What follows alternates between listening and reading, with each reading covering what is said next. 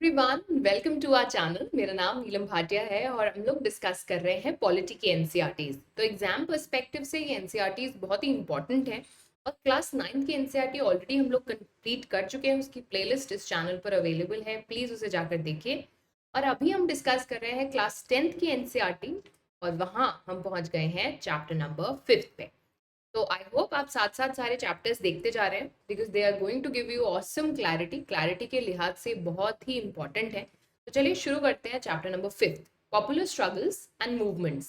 तो देखिए, इससे पहले वाले चैप्टर्स में मैंने आपको पावर शेयरिंग के बारे में बताया था। मैंने आपको कहा कैसे ये बहुत इंपॉर्टेंट है कि पावर शेयर किया जाए।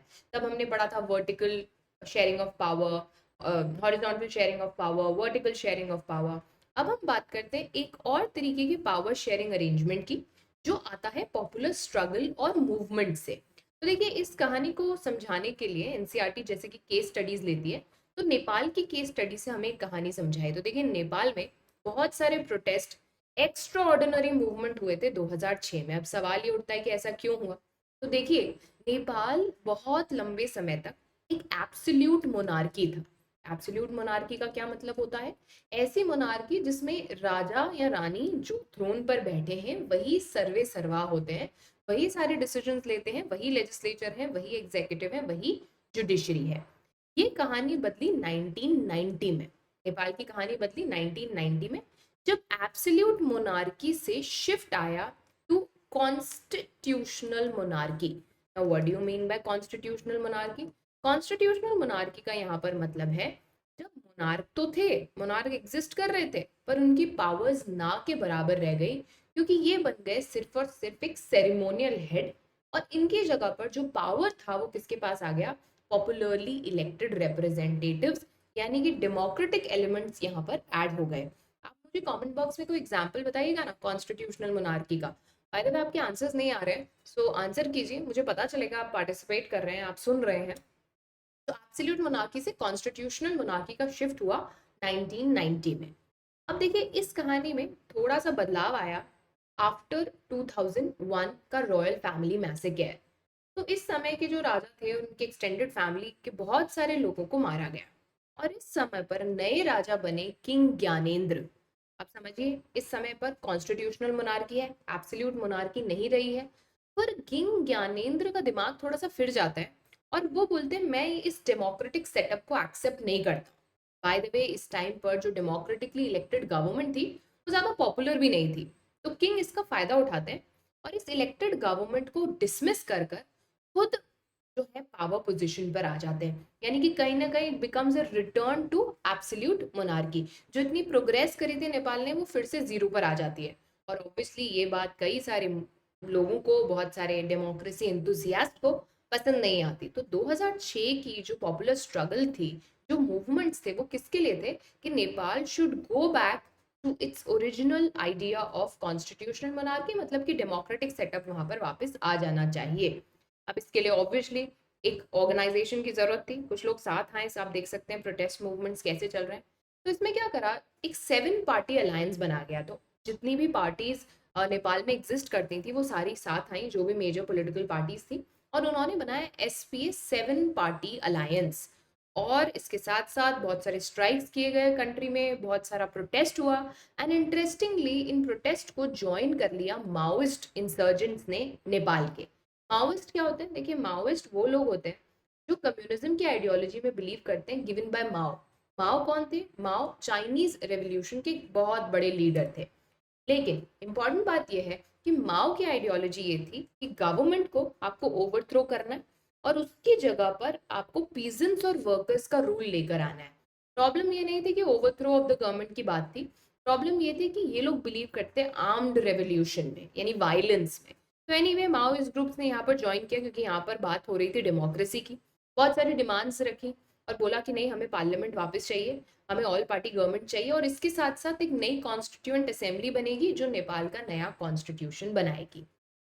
बहुत सारी प्रोटेस्ट, बहुत सारे नेगोशिएशंस, बहुत सारे प्रेशर बनाने के बाद किंग इनकी बात मान जाते हैं और एसपीए यानी 7 पार्टी अलायंस, याद करिए जो मेजर पार्टीज ने मिलकर अलायंस किया था, वो अपने नए प्राइम मिनिस्टर को चुनते हैं, गिरिजा प्रसाद कोइराला।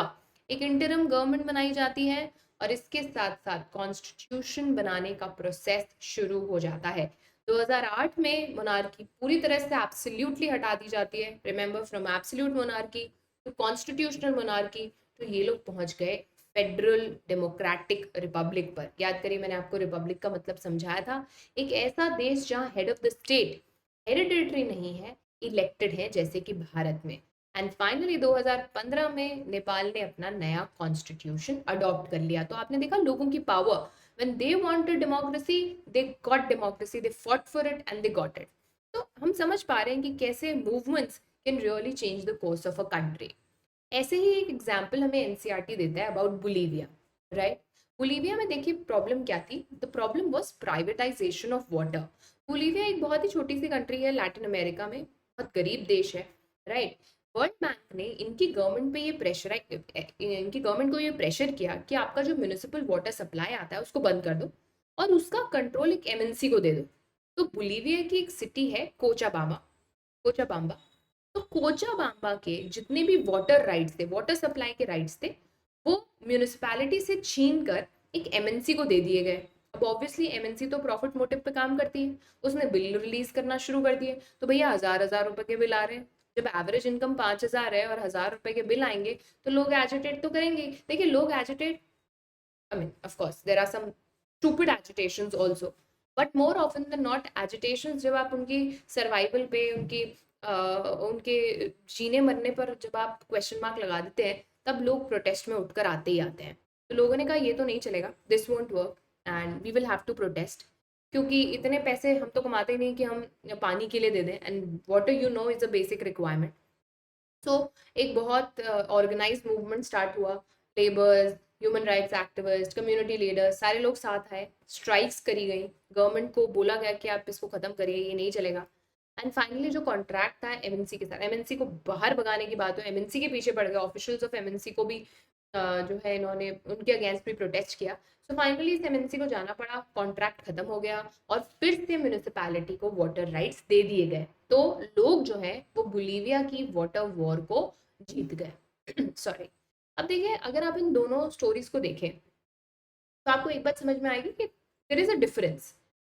जो मूवमेंट नेपाल में चल रहा था वो ये था कि डेमोक्रेसी आनी चाहिए, वी शुड स्टैब्लिश डेमोक्रेसी, जबकि बोलीविया में वो अपने राइट्स का डिमांड कर रहे थे from an elected democratic government. तो डेमोक्रेटिक गवर्नमेंट एग्जिस्ट करती हुए भी कभी कभी हमें प्रोटेस्ट की जरूरत पड़ती है। हमेशा protest is not to bring a democratic government. और प्रोटेस्ट में या स्ट्रगल्स में या मूवमेंट्स में सबसे बड़ी बात होती है mass mobilization. What do mean by mass mobilization? When a lot of people come together, they go out of their homes, चाहे वो स्ट्राइक्स कर रहे हैं, चाहे वो प्रोटेस्ट मूवमेंट्स कर रहे हैं, चाहे वो रोड शोज कर रहे हैं, और वो बाहर निकल रहे हैं। तो प्रॉब्लम देखिए, प्रॉब्लम इससे मास डिमॉन्स्ट्रेशन से या मास मोबिलाइजेशन से नहीं है। प्रॉब्लम ये है जब ये मास मोबिलाइजेशन अननेसेसरी के वायलेंस में कन्वर्ट हो जाता है। आपको गुस्सा किसी और से है, you wanting something from the government, seek clarifications from, I hope you are getting the hints. I personally feel very bad with the idea कि आप एक डिमांड के लिए एक पब्लिक प्रॉपर्टी को जला देते हैं या एक पब्लिक प्रॉपर्टी को नुकसान पहुंचाते हैं। I understand there is you feel bad about certain things, I understand the pain inside, but we need to really ask ourselves कि is it a good idea that you displace your anger, displacement of anger। मुझे गुस्सा एक चीज पर आ रहा है, मैं उसे निकाल रही वाई चीज पे हूँ, जो I don't think in the long run can serve anybody good। But anyway, coming to the point, mass mobilization, public demonstrations, ये सब तरीके हैं अपनी बात गवर्नमेंट तक पहुंचाने के। यानी एक बात हमें समझ में आ गई कि डेमोक्रेसी में पॉपुलर स्ट्रगल्स होते भी हैं और कहीं ना कहीं डेमोक्रेसी पॉपुलर स्ट्रगल्स की वजह से इवॉल्व भी करती है। कई बार आपने देखा होगा बहुत बड़े बड़े फैसले इसके कारण बदले भी जाते हैं। देखिए फैसले लेने का एक तरीका तो कंसेंसस है कि सब लोग उससे मान जाएं, सब लोग हाँ कह दें, कोई कॉन्फ्लिक्ट ना हो। बट ऐसा नहीं होता, यूजुअली ऐसा नहीं होता, ये एक्सेप्शन है। और जब ऐसा नहीं होता तो एक तरीका अपना रेजिस्टेंस या अपना गुस्सा दिखाने का या अपनी जो आर्ग्यूमेंट अगेंस्ट है वो दिखाने का क्या है? Popular movements, struggles and protest, उन लोगों द्वारा जो पर्टिकुलरली उस फैसले से खुश नहीं है। अब देखिए डेमोक्रेसी की 3 स्टेजेस में ये पॉपुलर मूवमेंट्स बड़े काम आते हैं। पहला, ट्रांजिशन टू डेमोक्रेसी, यानी आपकी डेमोक्रेसी है ही नहीं और आपने डेमोक्रेसी स्टैब्लिश करनी है, जैसा कहाँ पर हुआ था, नेपाल में। एक्सपेंशन ऑफ डेमोक्रेसी, जैसे हमारे यहाँ आया tier third of the government, democracy already थी पर आपने उसे और थर्ड लेवल तक पहुंचा दिया, लोकल सेल्फ गवर्नमेंट आप लेकर आ गए, तो बोला जाता है expansion of democracy. Finally deepening of democracy, democracy है पर आप उसकी वैल्यूज को और स्ट्रॉन्ग कर रहे हैं, जैसे भारत में आया आरटीआई, लोगों के पास पावर और ज्यादा बढ़ गया, आपने उसको और डीप कर दिया। तो ये तीन टर्म्स याद रखिएगा, you can use it in your essays and answers also. Transition to democracy, expansion of democracy and deepening of democracy. देखिए कई सारी डेमोक्रेटिक कॉन्फ्लिक्ट्स ऐसी हैं जो मास मोबिलाइजेशन से सुलझाई गई हैं, रीजन बीइंग आपने उससे प्रेशर क्रिएट करा है।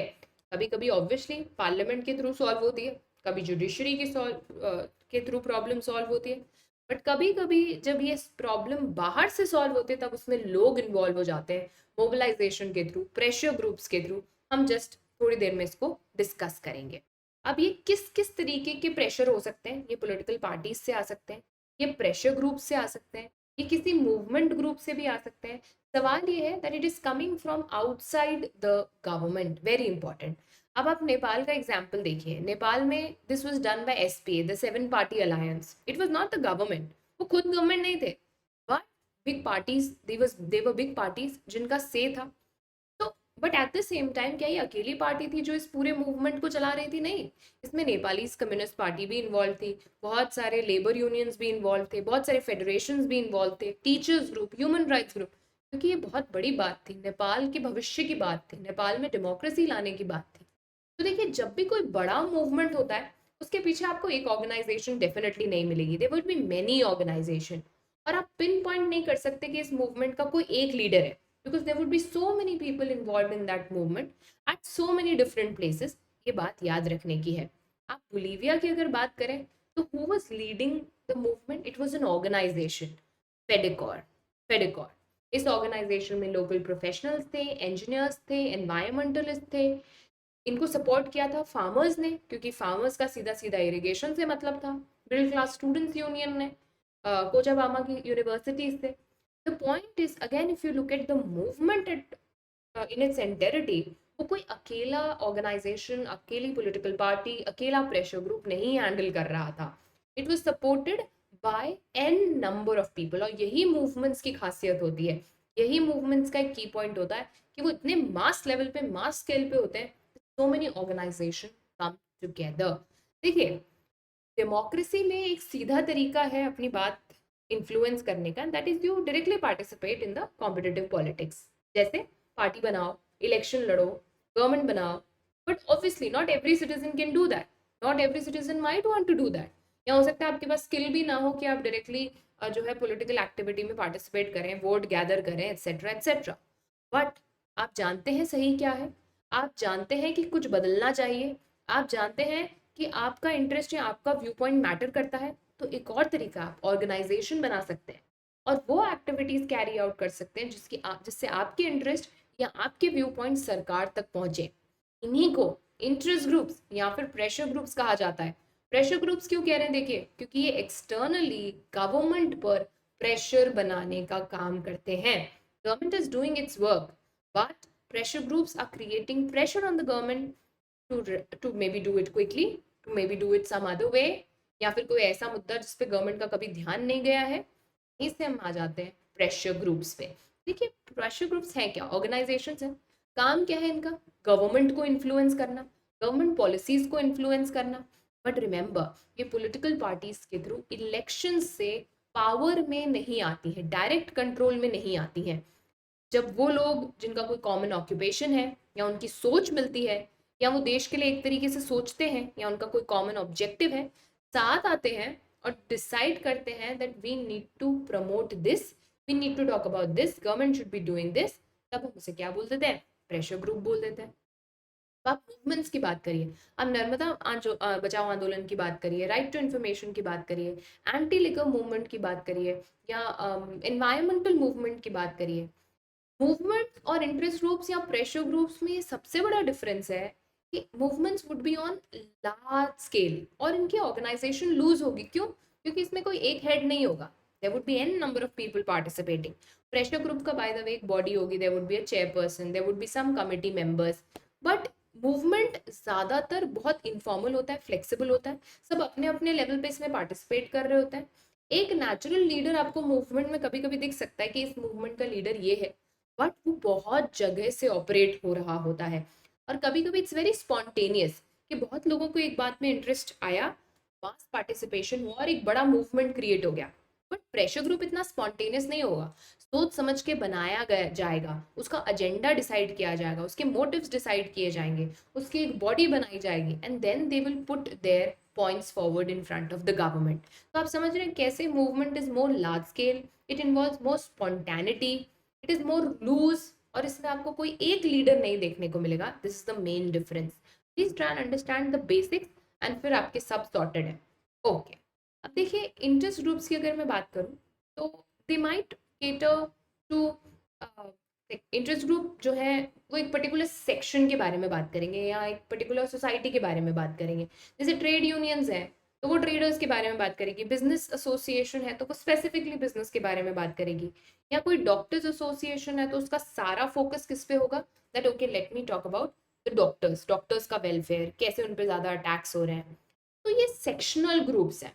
जब इंटरेस्ट ग्रुप्स किसी एक पर्टिकुलर सेक्शन को टारगेट करते हैं, right, may be workers, may be employees, may be industrialist, may be one particular caste group, तो उनका जो कंसर्न होगा वो रेस्ट्रिक्टेड होगा अपने मेंबर्स के लिए। जैसे डॉक्टर्स एसोसिएशन ज़्यादातर इस बारे में डिबेट करेगी कि how can you create a safe environment for doctors, how can you ensure कि डॉक्टर्स पर वायलेंस ना हो, फॉर एग्जाम्पल। यानी उनकी जो कहानी है that would revolve around doctors. यानी आप देख रहे हैं कैसे they are talking about the interest of one particular section. इसीलिए ऐसे इंटरेस्ट ग्रुप्स को बोला जाता है sectional interest groups, because they will be concern about the betterment and well-being of their members, not society in general. But ऐसे भी कुछ pressure groups होते हैं जो जनरल इंटरेस्ट के बारे में बात करते हैं, या तो खुद के, पूरे कम्युनिटी के, या कभी कभी they would not even be directly involve but वो पूरी कम्युनिटी के लिए काम कर रहे होते हैं। या फॉर एग्जाम्पल जो मेंबर्स थे ऑर्गेनाइजेशन के, जैसे फेडिकॉर के, they were fighting for entire Bolivia, तो water was concerning all, not just the members of the Fedecor. कभी कभी ऐसा भी हो सकता है जो ऑर्गेनाइजेशन है, जो इंटरेस्ट ग्रुप है, उसके मेंबर्स को शायद उससे कोई फायदा नहीं है। फॉर एग्जाम्पल एक इंटेलेक्चुअल्स ने ग्रुप बनाया for labour rights, maybe labours are not even there, maybe bonded labours वहाँ है ही नहीं, but these are people who are fighting for bonded labours.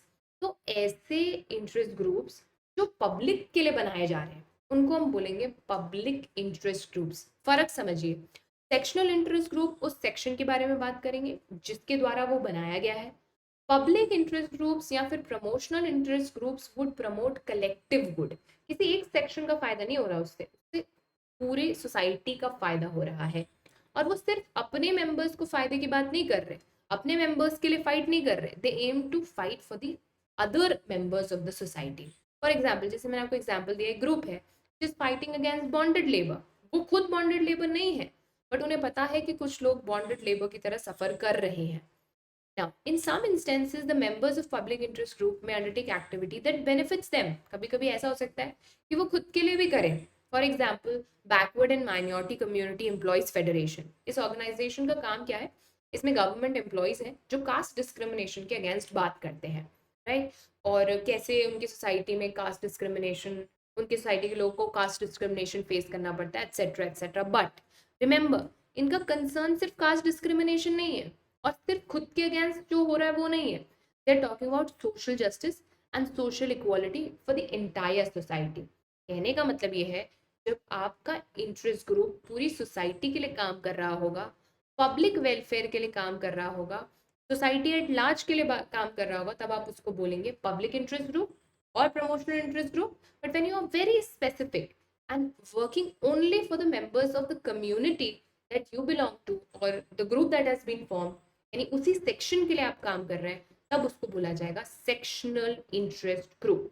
ये पॉइंट याद रखिएगा। Now, मैंने आपसे कहा जितने भी हमने मूवमेंट्स अभी तक डिस्कस किए वो इशू स्पेसिफिक थे, राइट, यानी वो कोई एक सिंगल ऑब्जेक्टिव चाहते थे, जैसे नर्मदा बचाओ आंदोलन हो गया, जैसे आरटीआई के लिए हो गया। कभी कभी ऐसे मूवमेंट्स जेनरिक भी होते हैं, फॉर एग्जाम्पल एनवायरमेंटल मूवमेंट, तो वो एक इशू से रिलेटेड नहीं है। एनवायरमेंटल मूवमेंट का जो गोल है वो बड़ा लॉन्ग टर्म है, कि हमें एनवायरमेंटल सस्टेनेबिलिटी के बारे में काम करना है, फिर चाहे वो पेड़ लगाना हो, फिर चाहे वो डैम कंस्ट्रक्शन को रोकना हो, फिर चाहे वो जो इंफ्रास्ट्रक्चर प्रोजेक्ट्स हैं उनकी एनवायरमेंटल फिजिबिलिटी देखनी हो। कहने का मतलब ये है, मूवमेंट्स भी आप दो ग्रुप्स में डिवाइड कर सकते हैं, एक जो किसी स्पेसिफिक इशू पे है, कोई शॉर्ट टर्म गोल अचीव करना चाहते हैं, कोई एक मुद्दे पर बहस हो रही है, और कुछ ऐसे ग्रुप्स होंगे जो लंबे समय तक चल रहे हैं और चलते रहेंगे क्योंकि इनका एजेंडा या फिर वर्क स्पेस बहुत बड़ा है। फॉर एग्जाम्पल विमेन्स मूवमेंट, तो ऐसा नहीं है कि वोटिंग राइट्स दिला दिए तो बात खत्म हो गई। Next they have to work for equal pay for equal work, कल को बात करनी पड़ेगी क्रैचेस से रिलेटेड, अगले दिन बात करनी पड़ेगी मैरिजेस से related. The point is you can divide them into two, specific movements and long term movements. अब आप नर्मदा बचाओ आंदोलन का एग्जाम्पल देखिए। मूवमेंट जो है स्टार्ट हुआ था एक बहुत ही स्पेसिफिक इशू से, सरदार सरोवर डैम का कंस्ट्रक्शन हो रहा था नर्मदा रिवर पे, और इसकी वजह से बहुत सारा एनवायरमेंटल डिजास्टर होना था, डिस्प्लेसमेंट होना था, इसीलिए एक ऑब्जेक्टिव था इसका कि इस डैम को कंस्ट्रक्ट नहीं कराना है। अब आप देखिए ये शॉर्ट टर्म है और बहुत स्पेसिफिक है, पर धीरे धीरे जैसे जैसे मूवमेंट बढ़ता गया, ये रियलाइज किया गया, ये क्वेश्चन किया गया कि क्या ये बड़े बड़े डैम्स सही है हमारे देश के लिए, क्या ये जो मॉडल ऑफ डेवलपमेंट हम अपना रहे हैं, does that even serve the purpose. तो इसका गोल ना स्पेसिफिक से लॉन्ग टर्म हो गया। Very good example to understand. तो हो सकता है कोई मूवमेंट स्पेसिफिक से स्टार्ट हुआ हो but it ends up becoming more long term in nature.